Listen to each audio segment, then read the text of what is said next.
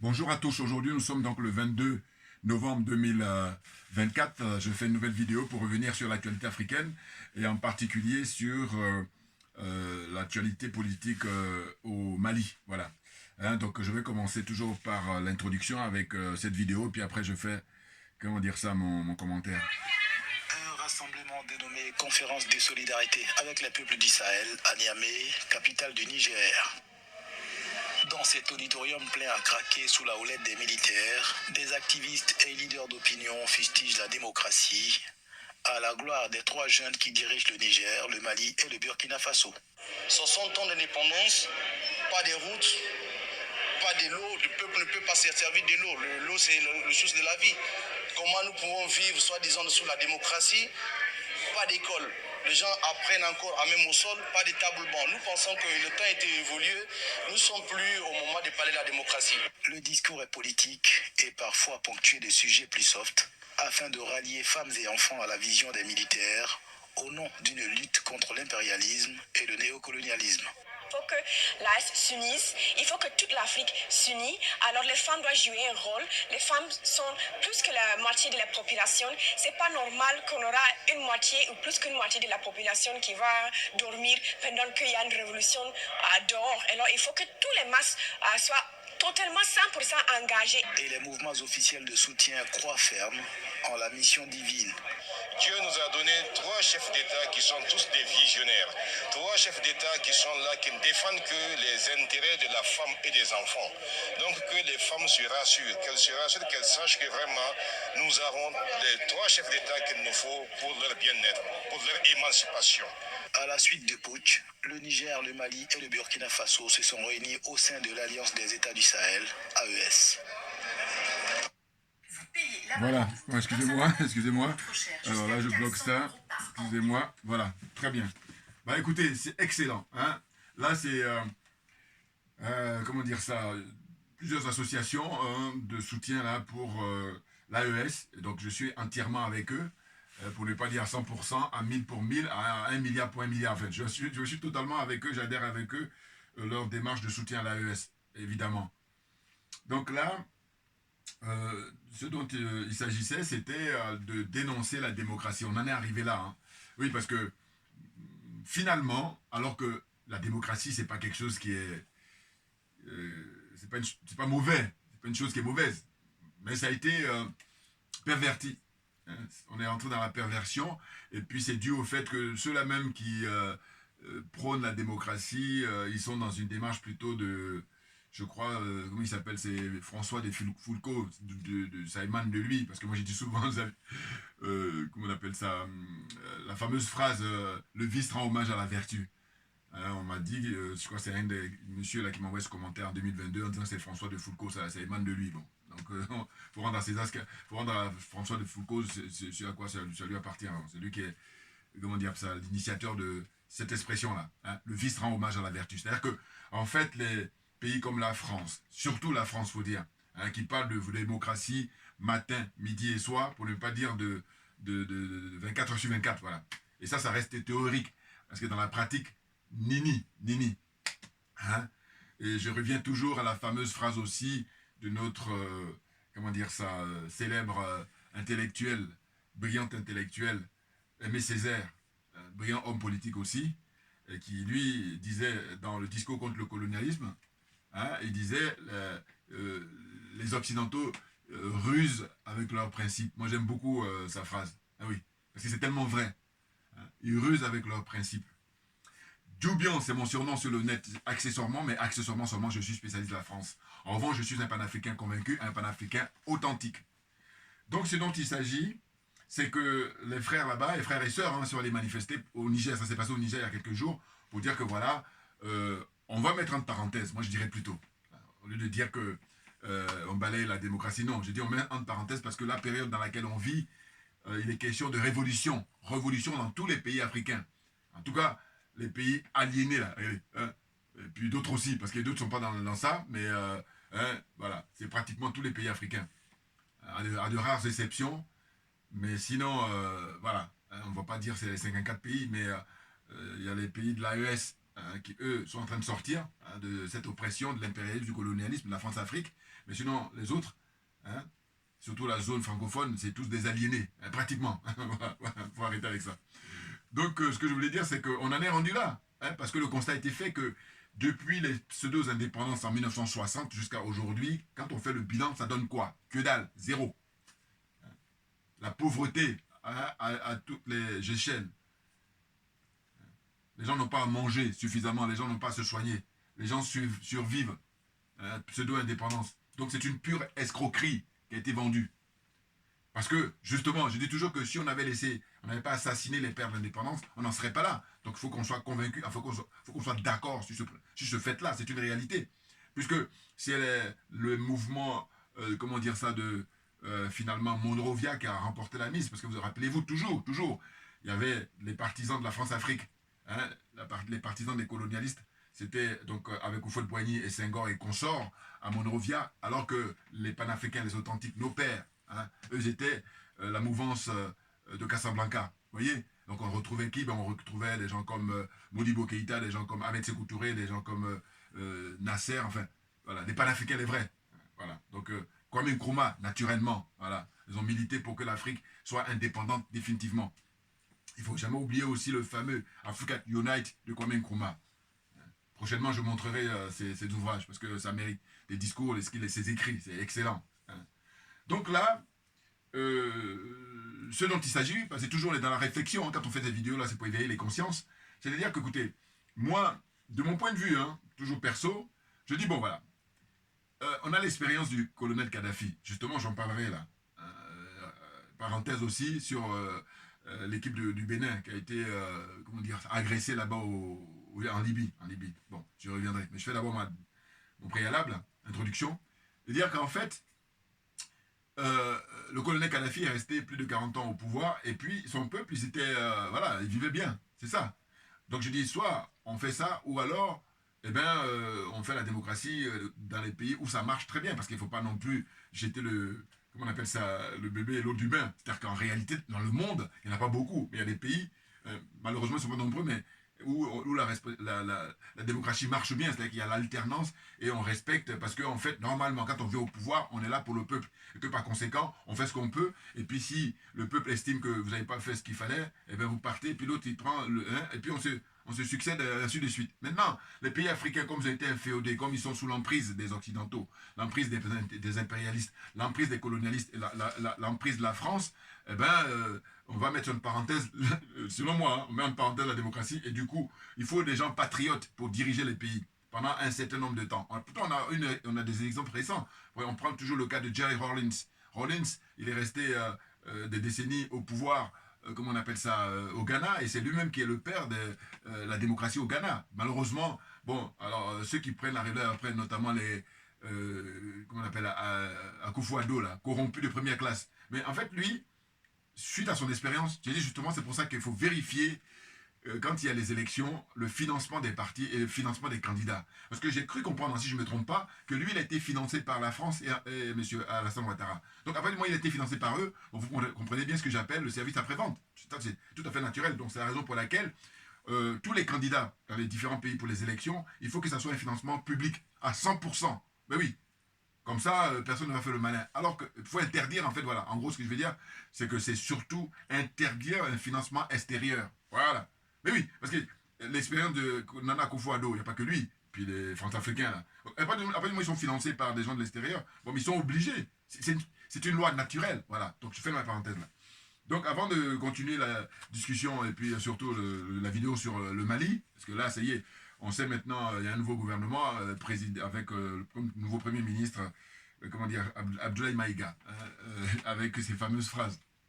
Bon, je reviendrai là-dessus. Mais avant, je tenais absolument à parler de ce qui s'est passé là sur le plan du football. L'équipe donc du Bénin qui a joué récemment, comment on appelle ça, qui a joué récemment en Libye, voilà. Bon, ils ont été agressés. Le match, en plus, alors là c'est le pompon. Le match s'est soldé par un 0-0. Alors peut-être que les Libyens reprochaient de ne pas avoir gagné. Bon, je sais pas. Dans tous les cas, moi, ce que je vais mettre, que je vais incriminer en premier, c'est, comment on appelle ça, la CAF. Voilà. la Confédération africaine de football. Ils sont les premiers responsables. Et ils doivent payer. Hein. Quand je dis payer, ils ont beaucoup d'argent, donc ils doivent dédommager. Voilà, c'est ça. Hein. Les gens qui ont été blessés, tout ça, les joueurs qui ont été blessés, et puis les dirigeants, et puis tout ça. Toute l'équipe, le staff de l'équipe du Bénin, là. Alors, ils doivent payer cher la CAF.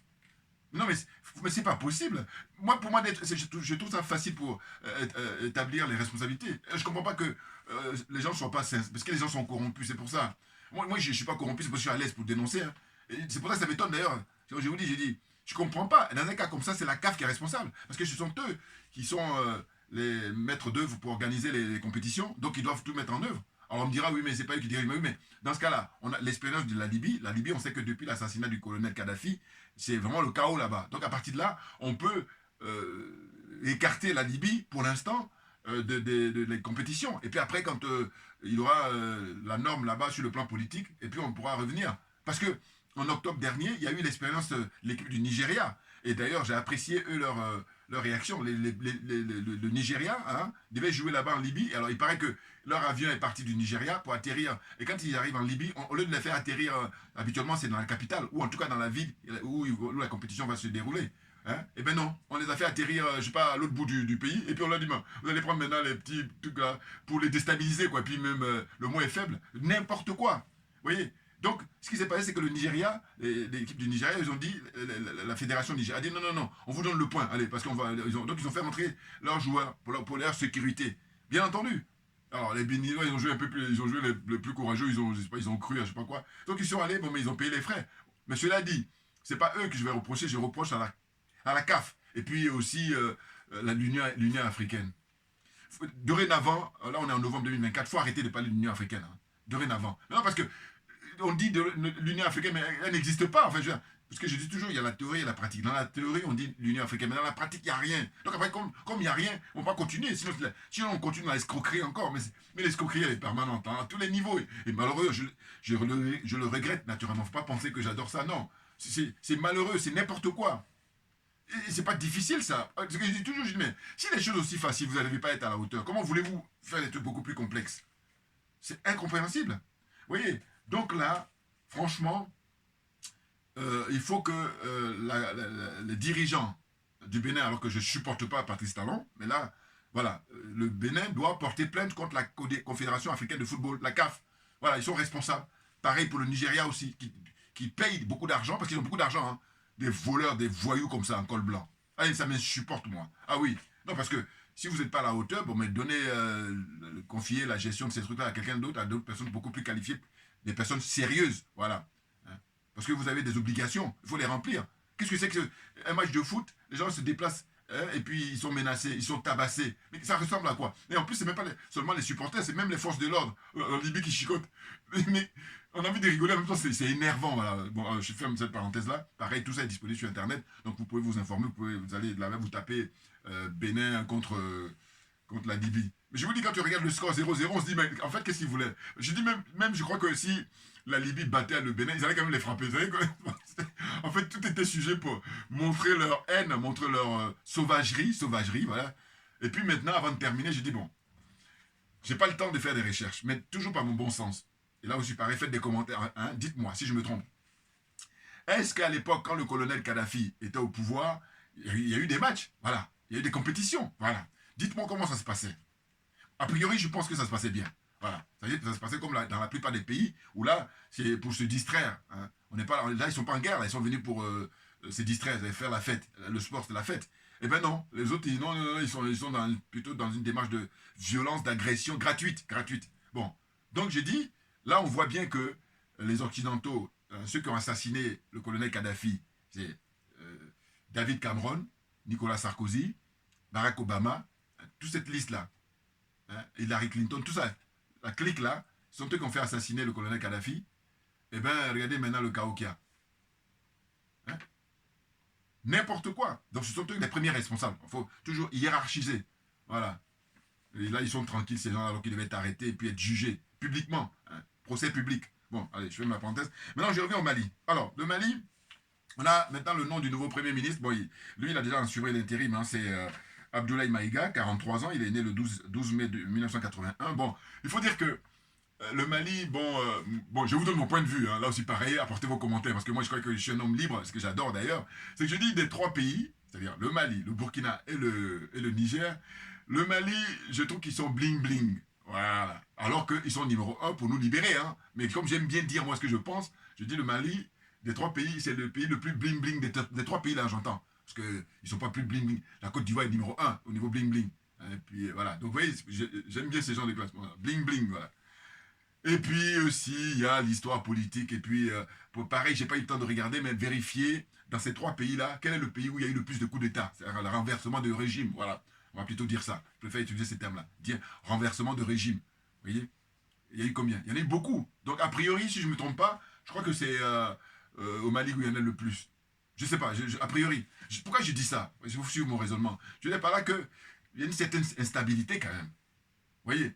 Maintenant, ce qui se passe, c'est quoi? C'est que le premier ministre sortant, qui a été limogé, Choguel Maïga, bon, c'est un vieux de la vieille. Hein. C'est un vieux de la vieille qui a été plusieurs fois ministre et puis qui s'est aussi présenté, je crois, aux élections en 2002, en 2013 et en 2018. Bon, il n'a pas eu de chance. J'ai envie de dire, ce monsieur n'a pas de chance, alors qu'a priori, je ne pense pas que c'est toi quelqu'un de malhonnête. A priori. Voilà. Vous voyez, c'est quelqu'un de instruit, c'est quelqu'un de cultivé, hein, qui a une mémoire phénoménale, qui raconte. Et vraiment, moi, à son poste, voilà. Là, visiblement, ils n'étaient pas sur la même longueur d'onde avec les généraux, là. Hein. Bon.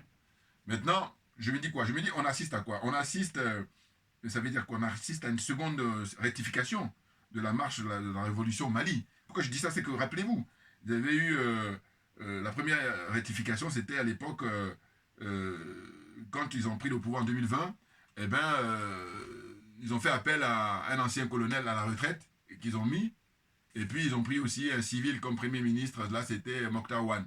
Bon, ils ont vu que ces gens-là étaient au service de la France, donc ils les ont virés.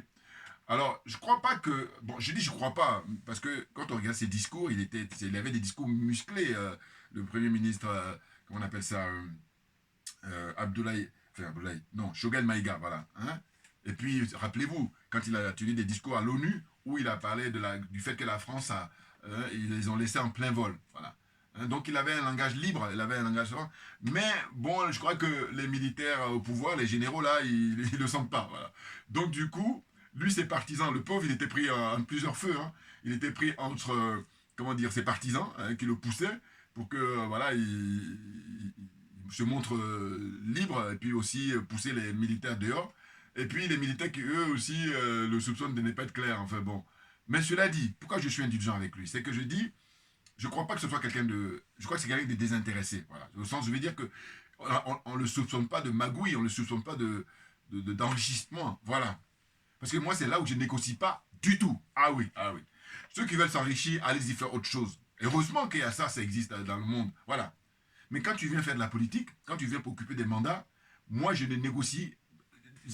Même ça n'a même pas de sens. On ne doit même pas ouvrir le débat là-dessus. Il ne doit pas avoir de débat. Voilà. Hein? C'est vraiment ceux qui sont désintéressés qui doivent venir là pour occuper des postes de ministre, des postes de député, des postes de maire, conseiller municipal, conseiller régional. Comme je dis d'habitude, voilà, dans tous les mandats, là, voilà, quand tu veux occuper, il faut que tu sois désintéressé. Là, il n'y a pas de débat sur savoir... non, non, non, non. Pour s'enrichir, va faire le business ailleurs. Voilà, va dans du privé. Éclate-toi là-bas, et même c'est la vie qui veut ça. Moi, je me bats, je condamne toujours ceux qui viennent pour faire de l'enrichissement quand ils viennent faire de la politique. Voilà, voilà. Donc voilà. Ça, je suis versé de près. Et je dis que c'est non négociable. Il faut qu'on soit d'accord là-dessus, définitivement. Voilà. Je ne vais jamais revenir là-dessus.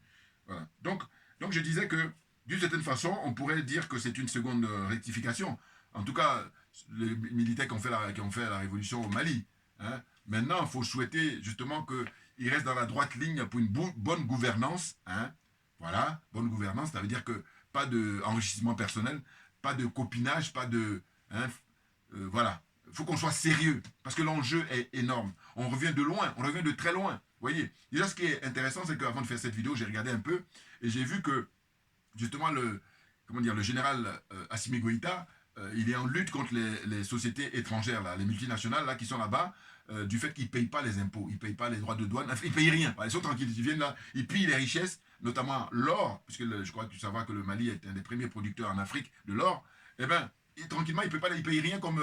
charge comme impôt, vous voyez, comme, comment on appelle ça, des droits pour le budget du pays.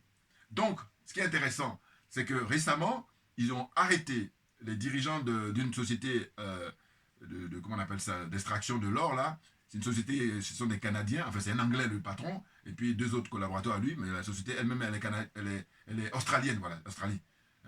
Et ils ont pu trouver un accord finalement où cette société-là, les dirigeants en tout cas, ils sont d'accord pour payer 160 millions de dollars. C'est pas rien. Alors évidemment, on n'est pas dans le milliard, mais c'est pas rien, parce que c'est un milliard en CFA. Bon.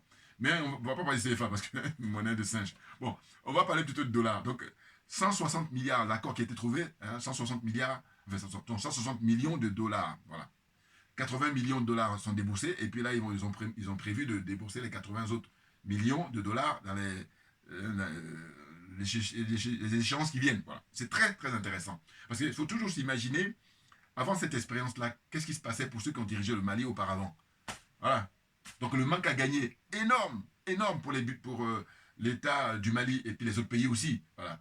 Parce que généralement, ces sociétés-là, ils ont pion dans tous ces pays-là. Donc, comment ça se passe? Ils sont tranquilles, ils ne payent rien. Vous vous rendez compte? Est-ce que vous vous rendez compte qu'on fait beaucoup de diplômes, là?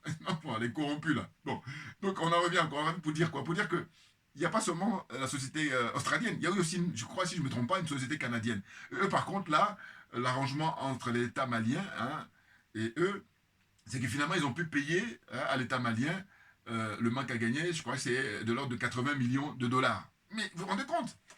C'est hyper intéressant, voilà. On va pas dire que c'est des très très grosses sommes, mais tout est relatif. C'est si on compare au fait qu'auparavant, il n'y avait rien du tout. Et puis là, voilà, c'est là où c'est intéressant. Voyez-vous? Non, mais vraiment, ils bossent, voilà ce que je dis, ils bossent.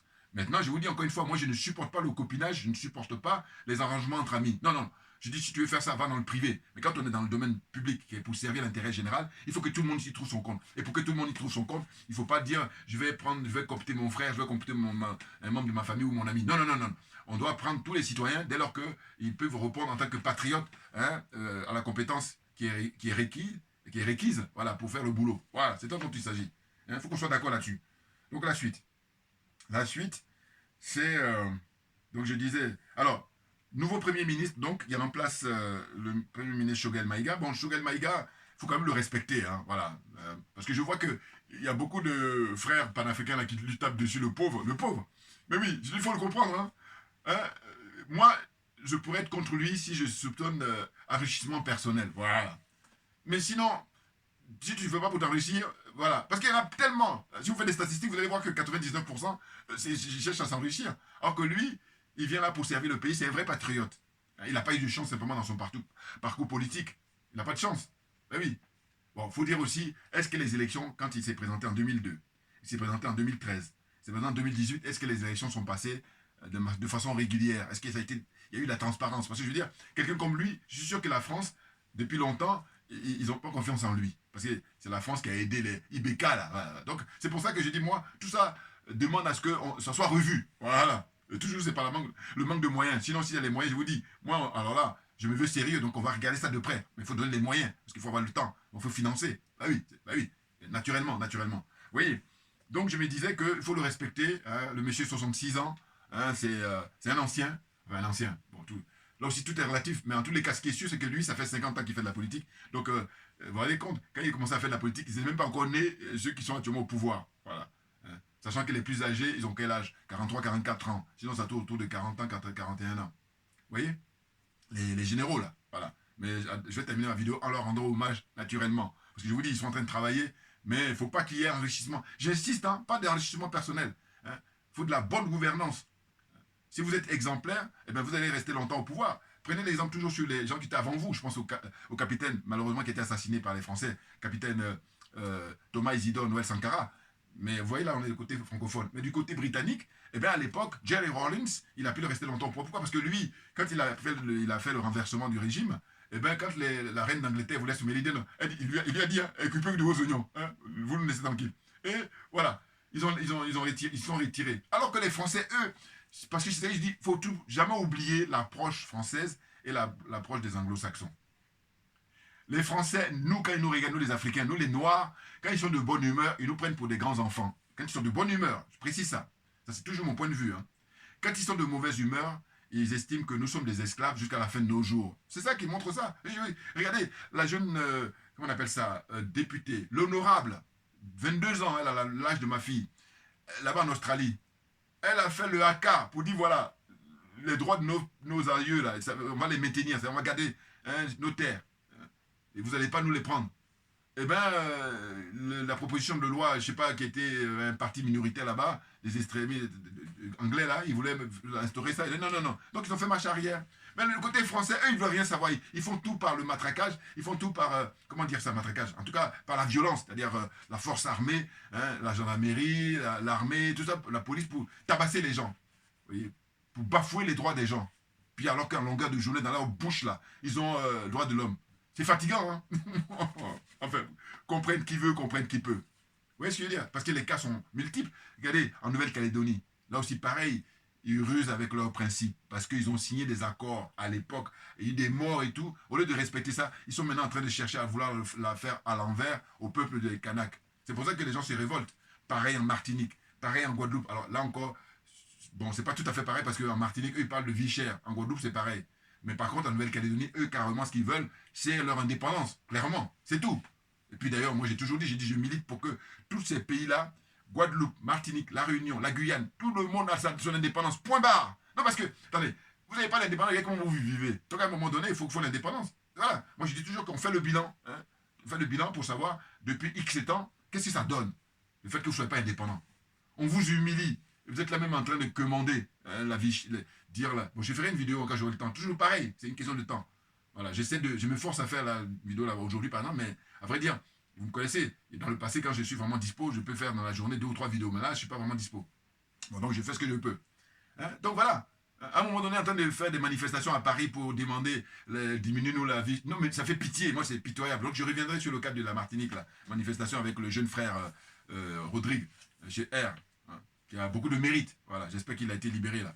N'importe quoi. Vous voyez, ils font tout. Ils ont un modèle qui est complètement arrivé à bout de souffle et puis ils font n'importe quoi. Parce que les pratiques qu'ils ont, c'est des pratiques d'une autre époque. Là, aujourd'hui, au XXIe siècle, il faut qu'il y ait un respect mutuel. Et je dis, si vous ne voulez pas respecter ça, vous allez être forcés, nous, on va vous forcer à être des esclaves. C'est tout. Non, parce qu'on vous demande égalité, vous dites non. Donc, vous, votre paradigme, on a vu qu'il est arrivé à la fin. On fait comment? On ne va pas faire une fuite en avant permanente. Parce que ça, évidemment, c'est à notre détriment et c'est à votre avantage. Et donc, n'importe quoi, ça n'a plus lieu d'être. Voilà. Hein? Donc, je poursuis.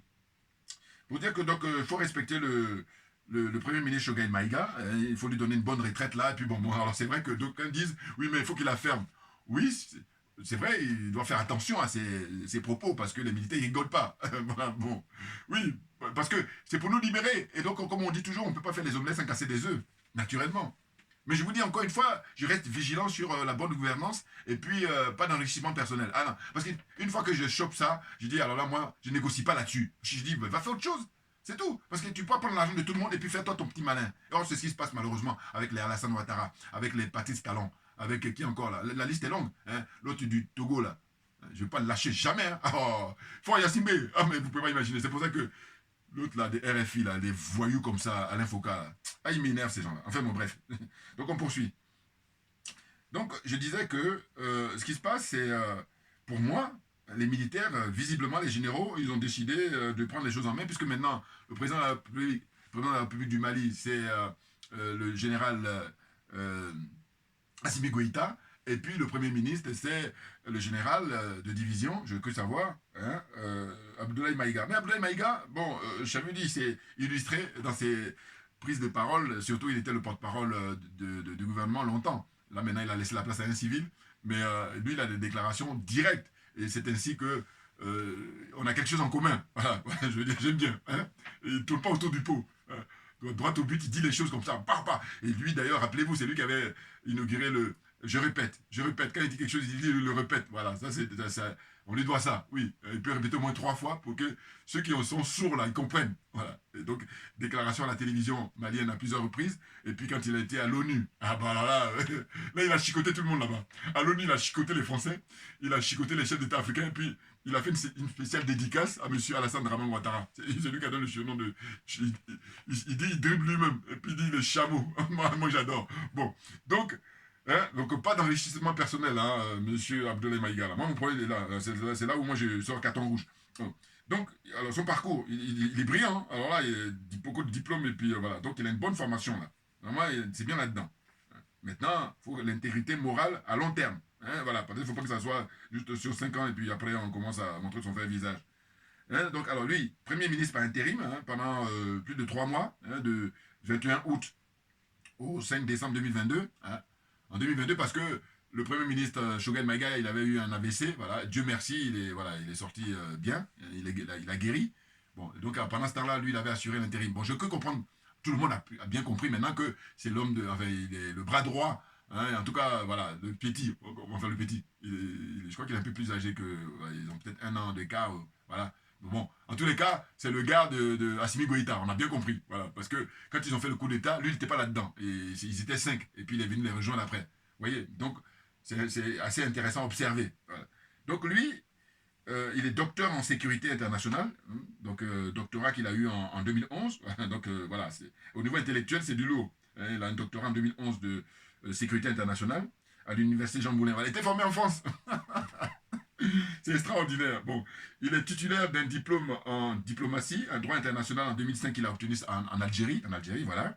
Et puis en 2016, il était à la tête du programme et analyste en charge du terrorisme et de l'extrémisme là-bas au Nigeria, voilà. Et puis quelques temps après, je crois qu'il a été le commandant de la gendarmerie là-bas au Mali. Bon, donc voilà, il a un bon parcours, il est expérimenté, voilà.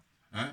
Bon, maintenant en tant que Premier ministre, il est plus en intérim, il est plus en plein, voilà. Donc maintenant, il faut qu'il fasse le boulot dont on attend de lui, de manière à ce que, voilà, les Maliens retrouvent leur compte, hein, et puis le peuple de l'AES. Parce que là, nous autres, les panafricains, comprenez bien notre impatience hein, par rapport aux Français CFA. Oui, parce que vous avez déjà réglé les questions de base militaire, donc mention très bien, rien à dire. Maintenant, ce qui reste, c'est le franc CFA. Il va falloir le faire tomber. Parce que là aussi, pareil, je reviendrai là, dans les prochains jours, par rapport à 5 milliards de francs CFA là, dont les Burkinabés, là pour le coup, leur réputation elle est bonne. C'est-à-dire que c'est le pays des hommes intègres. Voilà. Parce qu'il n'y a que là-bas où on a décliné 5 milliards. Alors que dans d'autres pays, même moins que ça, ils allaient renverser le régime.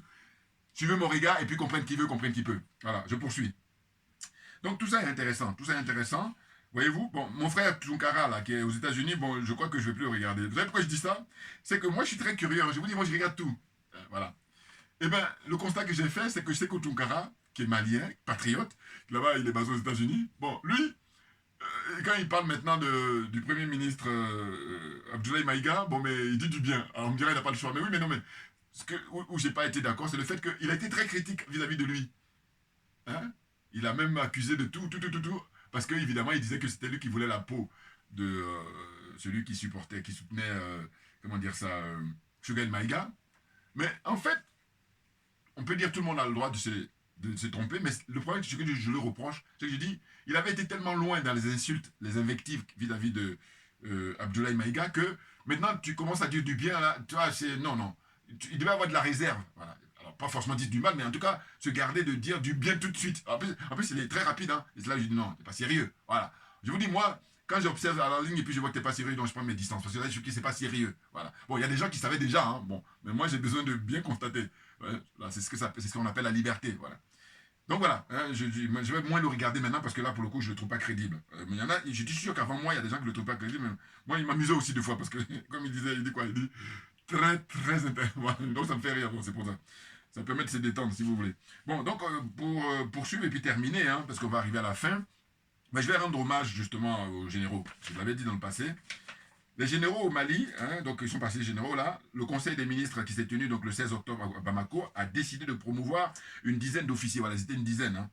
Parmi eux, le colonel Assimi Goïta, voilà, donc Assimi Goïta et 4 autres membres voilà, des révolutionnaires, je les appelle les révolutionnaires, c'est ce qu'il faut dire plutôt. Vous voyez?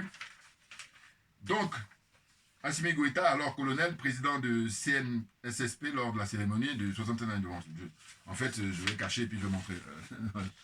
La photo là, voilà, vous voyez, voilà, bon, donc j'ai pris ça sur internet, hein, l'article, voilà, pour faire ma vie, pour comment dire, faire mon commentaire, hein. Donc je trouvais intéressant, parce que c'est juste la présentation qu'ils ont faite. Donc qu'est-ce qu'ils disent? Ils disent, voilà, selon une recommandation du dialogue inter-malien, voilà, c'est suite au dialogue, hein, donc qu'est-ce qui s'est passé? Eh ben, oh là là, c'est fou ça. Excusez-moi, voilà, là c'est le soleil qui est arrivé. Bon, je vais quand même fermer parce que sinon, on va pas bien. Excusez-moi, excusez-moi. Pas vous perdre du... Voilà, c'est par respect, j'aime pas donc perdre du temps. Donc je reviens, voilà, pour la suite. Je dis c'est suite au dialogue intermalien portant sur les questions de paix et de sécurité au Mali. Le chef de la junte arrivé au pouvoir en 2020, voilà, n'est pas le seul à bénéficier de cette promotion. Donc promotion générale pour l'ancien CNSSP, les 4 autres officiers, moi je dis pas putschistes, je dis révolutionnaires, les 4 autres révolutionnaires, Malik Diop, voilà, Malik Diop, président du Conseil national de la transition, le CNT, qui fait office d'organe législatif. Le ministre de la Défense, ces 2 camarades, ça c'est mon pote ça. Et puis il y a Modibo Koné. Alors j'espère que Modibo Koné a été reconduit, hein, parce que je ne sais pas, je n'ai pas vu dans la liste là, dans le nouveau gouvernement. Le chef du renseignement du Mali, voilà, Modibo Koné, je ne sais pas. En tout cas, mon autre pote aussi, c'est Ismaël Ouagé. J'aime bien. D'ailleurs, Ismaël Ouagé, lui, il était le premier porte-parole, mais il paraît que lui, il est très bling-bling aussi. Il aime les femmes. Bon, il a raison, mais en même temps, il faut se calmer. C'est pour ça qu'ils lui ont enlevé le truc de porte-parole. Je fais un peu de digression hein, et puis aussi d'indiscrétion. Excusez-moi, c'est pour rigoler un peu. Bon, alors, donc, ministre de la Paix et de la Réconciliation, voilà, Ismaël Ouagé, alors, qui ont composé le Comité national pour le salut, hein, le fameux CNSSP, dissous depuis, hein, il a été dissous. Ils ont tous été élevés donc au rang de général. Ensuite, excusez-moi, hein, je ne suis pas très rapide là, promu également Abdoulaye Maïga, justement, l'actuel Premier ministre. Hein, donc lui, ça a été de manière exceptionnelle. Hein, il était ministre de l'administration, il a toujours même gardé ce portefeuille-là, malgré qu'il soit nommé maintenant Premier ministre. Et porte-parole du gouvernement. Là, il n'est plus par contre porte-parole du gouvernement, parce que j'ai cru savoir qu'il y a un civil qui fait ça maintenant, je ne sais plus. Donc, il passe de colonel au rang de général de division. Voilà. Lui, c'est à titre exceptionnel. Hein, Abdoulaye Maïga. Puis maintenant, il a le poste de Premier ministre. Il y a Daoud Ali Mohamedine, largement critiqué après la double attaque qui a frappé Bamako le 17 septembre dernier, figure parmi les bénéficiaires de cette promotion. Voilà. Déjà général de brigade, le ministre de la Sécurité et de la Protection civile devient général de division, au même titre que les militaires de l'armée de terre Abdraman Babi, Abdoulaye Sissé, Moussa Moriba, Traoré et Keba Sangaré. Voilà. Donc on dit qu'ils sont une dizaine ou 11, je ne sais plus, mais voilà, soit 10 ou 11, ils ont été promis là au poste de généraux. Hein? Avec sa promotion, Assimi Goïta devient le militaire malien le plus gradé. Voilà, vous voyez. Donc en gros, ce qu'on dit, c'est que depuis qu'ils sont passés généraux, là, ils étaient colonels, ils ont été maintenant promus, ils sont devenus des généraux. Et bien, l'article précise que Assimi Goïta, à ce titre-là, devient le militaire malien le plus gradé devant Amadou Aya Sanogo et ses 4 camarades. Avant lui, seuls les anciens présidents du Mali, à savoir Amadou Toumani Touré, c'est-à-dire ATT, voilà, lui m'a déçu, lui. Enfin bon. Et puis Moussa Traoré, voilà. Moussa Traoré, bah, c'est l'ancien qui avait renversé Modibo Keïta. Tout ça est compliqué au Mali, c'est pour ça que je vous dis, alors là, le Mali, je vous dis, dans les 3 pays, pour moi, c'est le bling-bling. Voilà. C'est moi ça, hein, c'est mon parler franc. Voilà. Hein, ceux qui me connaissent, ça n'avaient pas été étonnés, mais voilà. Cela dit, j'ai beaucoup de respect, parce que je dis, ce sont eux qui sont les premiers à nous libérer. Voilà. Avant que viennent rejoindre le Burkina avec le capitaine Ibrahim Traoré, et puis vienne aussi le général Tchiani du Niger. Avant ça, c'était le Mali qui a inauguré, donc c'est pour ça qu'il faut rendre au Mali ce qui appartient au Mali. Ce sont les premiers, mais il faut qu'ils soient sérieux, parce que je dis, moi j'ai toujours comme ça dans mon bon sens, je dis, mais écoutez, c'est pas parce que vous êtes les premiers que on doit vous suivre si vous faites des erreurs. Hein. Ah non, parce que je dis, dans la vie, une chose qui est simple, vous allez comprendre. Vous voyez bien que quand on va à l'école, eh ben, on a des instituteurs, ils nous enseignent, tout à fait, mais après, on les dépasse à devenir professeur, agrégé, tout ce que vous voulez. Je veux dire, vous voyez. Donc en gros, ça ne se joue pas sur le fait que tu es le premier. On doit te respecter parce que tu es le premier, mais par contre, il faut être exemplaire. Voilà. Si tu es exemplaire, là, on va garder ton rang de premier jusqu'au bout. Mais si tu n'es pas exemplaire, à un moment donné, celui qui est venu après, il peut prendre la place naturellement. Hein, au point de vue respectabilité. Comprendre qui veut, comprendre qui peut. Voilà. Hein, parce qu'à un moment donné, les zozos, là, vous voyez, chercher à comprendre, ils sont là. Et moi, je suis là pour concours de réflexion, concours d'honnêteté intellectuelle. Vous voyez? Donc c'est hyper important. L'enjeu sécuritaire. D'abord la sécurité, puis après on va parler d'économie. Donc pour terminer, alors ils précisent, hein, ils disent les grades d'officiers généraux sont. Hein, les généraux là, ça veut dire qu'on les étoiles là. Le général d'armée, il porte 5 étoiles. Donc c'est en l'occurrence hein, Assimi Goïta, 5 étoiles. Voilà. Le général de corps d'armée, 4 étoiles. Le général de division, hein, 3 étoiles. En l'occurrence, le premier ministre là, voilà, je crois qu'il est général de division. Et puis ensuite, il y a le général de brigade. Voilà. Lui, c'est 2 étoiles. Donc en gros, c'est ça. Hein. Vous avez 2 étoiles, général de brigade. 3 étoiles, c'est général de division.